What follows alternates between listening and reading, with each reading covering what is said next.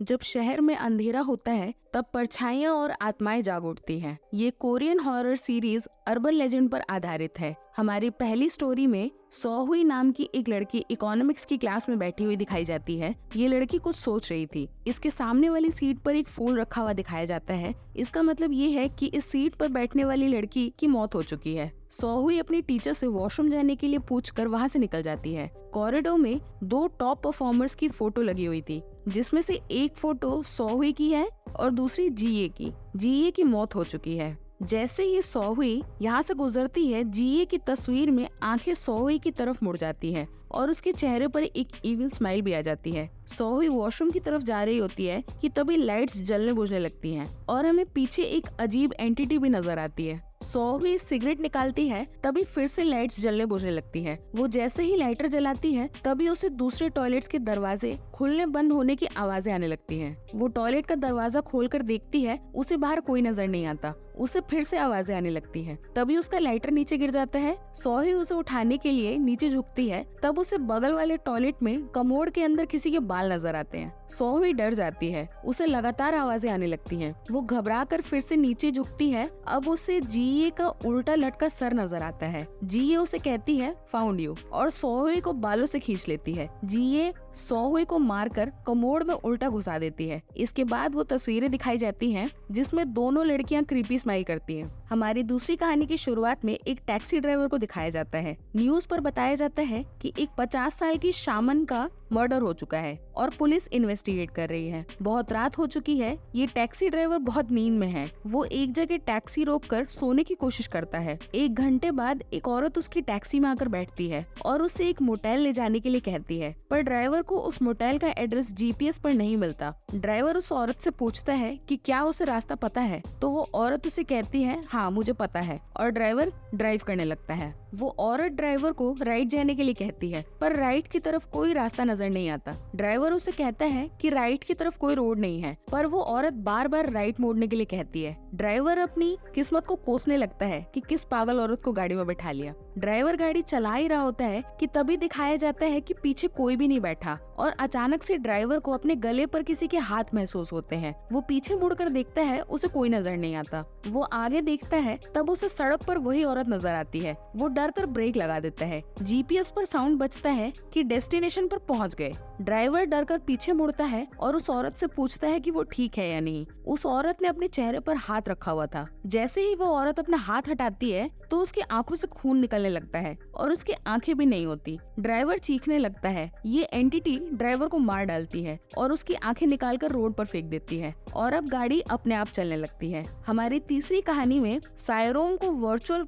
House warming party करते हुए दिखाया जाता है। उसके सारे फैंस ऑनलाइन उसे मैसेज करते रहते हैं। एक फैन मैसेज करता है कि पीछे कुछ गिर गया। फिर कुछ लोग कहते हैं कि उसने प्रैंक किया है। सायरोंग सबको अपना रूम दिखाती है। वो बताती है कि गेस्टलेस डे पर वो शिफ्ट करने के लिए मूवर्स को पूछती है, पर सब उसे एक्स्ट्रा चार्ज करते हैं। कुछ फैंस उसे कहते हैं कि उन दिनों को लेकर वो केयरफुल रहे, क्योंकि मान्यता है कि गेस्टलेस डे पर शिफ्ट नहीं होना चाहिए और ये बैड लक माना जाता है। फिर कुछ लोग लिखते हैं कि पीछे किताबें हिल रही हैं और बाकी लोग कहते हैं कि सायरोंग प्रैंक कर रही है। तभी पीछे एक किताब अपने आप गिर जाती है। सायरोंग डर जाती है। तभी कुछ और गिरने की आवाज आती है। सायरोंग अपना ब्रॉडकास्ट रोकने के लिए कहती है। सब उसे वहाँ से निकल जाने के लिए सलाह देते हैं। सायरोंग कहती है कि वो अपनी फ्रेंड के घर जाकर बाकी का ब्रॉडकास्ट करेगी और अपना कैमरा बंद कर देती है। सायरोंग स्माइल करने लगती है। सबको समझ आता है कि वो प्रैंक कर रही थी और उसका कैमरा बंद नहीं हुआ था। सायरोंग अपनी फ्रेंड को कॉल करके पूछती है कि ये नाटक कैसा लगा। इसके बाद वो एक सेल्फी लेने लगती है, पर तभी उसे अपने कैमरे पर काफी सारे फिल्टर्स बढ़ते हुए नजर आते हैं। वो डर कर अपना फोन गिरा देती है। तभी कोई एंटिटी सायरोंग की गर्दन पकड़ लेती है और हमें दिखाया जाता है कि सायरोंग की गर्दन अपने आप ही मुड़ जाती है। इसके बाद पता चलता है कि उस एंटिटी ने सायरोंग जैसा ही रूप ले लिया है। वो सायरोंग को मार डालती है। इसके बाद ये एंटिटी सायरोंग जैसी ही बनकर कैमरे के सामने आकर बैठ जाती है और बाकी का ब्रॉडकास्ट कंटिन्यू करती है। हमारी अगली कहानी में मिन और उसकी दोस्त एक वीडियो देखते हैं जिसमें उन्हें एक भूत दिखता है। ये दोनों बातें करते हैं कि ये वीडियो फेक है और दोनों किताबें लेने निकल जाते हैं। मिन की दोस्त पैर मुड़ने का बहाना करके रुक जाती है और मिन को ऊपर भेज देती है। मिन की दोस्त ने मिन के लिए एक प्रैंक प्लान किया था। मिन अपना ड्रॉअर ओपन करती है, तब उसे वहाँ एक क्रीपी सी डॉल नजर आती है। उसे कुछ अजीब सा फील होने लगता है। वो वहाँ से बाहर निकलती है, तब उसे एक लड़की जो बहुत बुरी हालत में है वो पड़ी हुई नजर आती है। यहाँ ये डॉल स्माइल करने लगती है। कॉरिडोर में पड़ी ये लड़की अपनी पूरी बॉडी मोड़ लेती है और मिन की तरफ बढ़ने लगती है। मिन नीचे भागने लगती है, पर वो बार बार उसी फ्लोर पर आ पहुंचती है। मिन थक कर गिर जाती है। तब पीछे से वो एंटिटी उसकी तरफ बढ़ने लगती है। इस एंटिटी की आंखें चेंज होने लगती हैं। मिन के चिल्लाने की तभी आवाज आती है। अब ये एंटिटी मिन की दोस्त की तरफ बढ़ने लगती है। हमारी चौथी कहानी पहली कहानी वाले क्लासरूम में दिखाई जाती है। ये सौहुई के मरने के पहले की कहानी है। सब लड़कियां बात करती हैं कि जिन जो उनकी एक क्लासमेट थी उसकी ट्रक के आगे कूदकर मौत हो जाती है और उसका निचला हिस्सा पूरा कुचल गया था। एक हे नाम की लड़की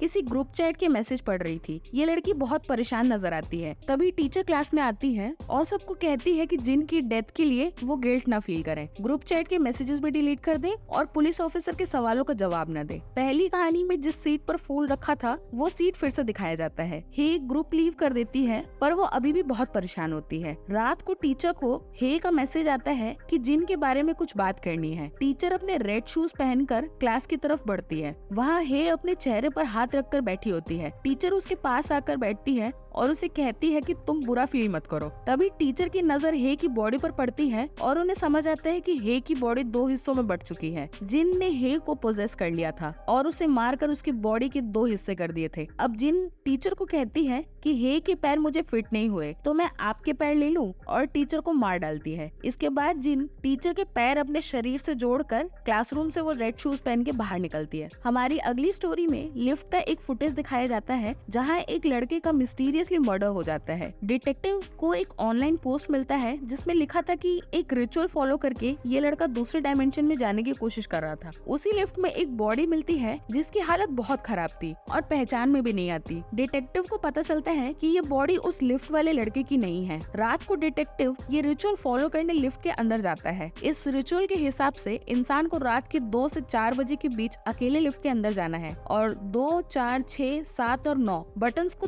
दोनों हाथों से एक साथ प्रेस करना है। जब लाइट्स बंद होंगी तब दूसरी डायमेंशन में ट्रैवल स्टार्ट होगा। सेकेंड फ्लोर प्रेस करने पर डिटेक्टिव कोई नहीं दिखता। उसके बाद वो 10th फ्लोर प्रेस करता है, यहाँ भी उसे कोई नजर नहीं आता। इसके बाद वो 4th फ्लोर का बटन प्रेस करता है, यहाँ बहुत ज्यादा अंधेरा होता है। तभी डिटेक्टिव को अचानक से अपनी परछाई नजर आती है और वो डर जाता है। इसके बाद उसे 2nd फ्लोर का बटन प्रेस करना था, वो कर ही रहा होता है कि तभी एक औरत जल्दी से 10th फ्लोर का बटन प्रेस कर देती है। डिटेक्टिव घबरा जाता है। इस बार भी 10th फ्लोर पर उसे कोई नजर नहीं आता, पर अब लिफ्ट में एक लड़की नजर आती है। डिटेक्टिव उसे देखकर डर जाता है। वो लड़की डिटेक्टिव को 1st फ्लोर का बटन प्रेस करने के लिए कहती है। डिटेक्टिव उससे पूछता है कि उसने क्या कहा। वो लड़की कहती है इसका मतलब है तुम मुझे सुन सकते हो, और लड़की की बॉडी में से क्रैक होने की आवाज आने लगती है। डिटेक्टिव के कान दुखने लगते हैं इन आवाजों को सुनकर। जैसे ही आवाजें बंद होती हैं, लड़की डिटेक्टिव की तरफ मुड़ती है। डिटेक्टिव उसे देखकर डर जाता है और ये लड़की डिटेक्टिव को मार डालती है। यहाँ कैमरा में ये सब कैद हो जाता है, पर सिर्फ डिटेक्टिव नजर आता है, उसके अलावा और कोई नहीं। अब इस डायमेंशन में डिटेक्टिव के साथ वाला आदमी डिटेक्टिव से कहता है कि इस बॉडी के कपड़े तुम्हारे जैसे ही दिख रहे हैं। तो यहाँ समझ आता है कि ये डिटेक्टिव की ही बॉडी थी जिसकी दूसरे डायमेंशन में मौत हो चुकी है। इसके बाद चौथी कहानी वाली लड़कियों को लिफ्ट के अंदर आते दिखाया जाता है, पर रिचुअल के हिसाब से एक ही इंसान को स्टेप फॉलो करना था, शायद इसलिए ये लोग दूसरे डायमेंशन में नहीं गए। हमारी 7वीं कहानी में जीहो नाम के एक बच्चे को खेलते हुए दिखाया जाता है। वो खेलते हुए दहलीज से टकरा कर गिर जाता है। उसके माँ बाप आकर उसे उठाते हैं। जीहो अपनी माँ के साथ अपनी नानी के घर जाने वाला था। जीहो की माँ जाने से पहले अपने पति हक्सू को दरवाजे पर लगे तालिस्मान को निकालने से मना करती है। कहती है पड़ोस में कुछ लोग गायब हुए हैं तो वो सतर्क रहे। हक्सू प्रॉमिस करता है कि वो तालिस्मान को नहीं निकालेगा। अगली सुबह हक्सू नींद से उठकर दहलीज पर कदम रखता है, तब उसे अपने पैर पर कुछ बाल फील होते हैं। हक्सू इन बालों के गुच्छे को खींच कर निकालता है, तभी किसी के चीखने की आवाज आती है। ऐसा लगता है किसी के सर पर से उसने ये बाल खींच लिया हो। हक्सू ये सुनकर डर जाता है। एक रात हक्सू नशे में घर आता है और नशे में उस तालिस्मान को निकाल कर सो जाता है। उस दहलीज से खून निकलने लगता है और कमरे में हर जगह से अलग अलग बॉडी पार्ट्स निकलने लगते हैं। हक्सू पर खून की बूंदें गिरने लगती देखती है उसकी नींद टूट जाती है। वो इन बॉडी पार्ट्स और खून को देखकर बहुत डर जाता है। ये बॉडी पार्ट्स जुड़कर एक कंप्लीट एंटिटी बन जाते हैं और हक्सू को जान से मार डालते हैं। हमारी 8वीं और आखिरी कहानी एक शामन की है जिसकी मौत की न्यूज हम दूसरी कहानी में सुनते हैं। ये शामन बच्चों पर काला जादू करने के लिए उन्हें कैद करती है। उन्हें सिर्फ इतना खाना देती है कि वो बस जिंदा रहे और जब वो सूख कर मरने की हालत में होते हैं तब शामन डेट डिसाइड करके उन्हें मार डालती है और उनकी आत्मा को अपने अंदर समा लेती है। ये सब वो पावरफुल बनने के लिए करती है। एक बच्ची की जान लेकर शामन उस बच्ची के पैर एक पेड़ के नीचे दफना देती है। इस शामन के पास लोग आते हैं और शामन काले जादू से इनके काम कर देती है। एक औरत अपने पति को मरवाने के लिए शामन के पास आती है। शामन उससे पैसे लेकर उसे एक तालिस्मान देती है। शामन के अंदर कैद बच्चों की आत्मा अब शामन से